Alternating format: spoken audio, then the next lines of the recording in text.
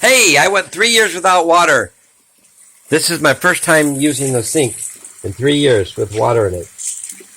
That's hot water. It's scalding hot almost.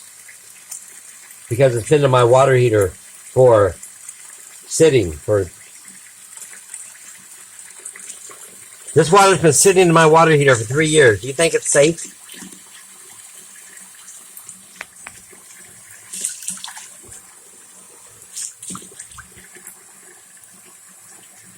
I'm surprised it's hot. How bad is that in my water heater? How bad is this on my water heater? That's been sitting there for 3 years, percolating. I didn't know. When they shut your water off, they don't tell you about what to do with your water in your water heater.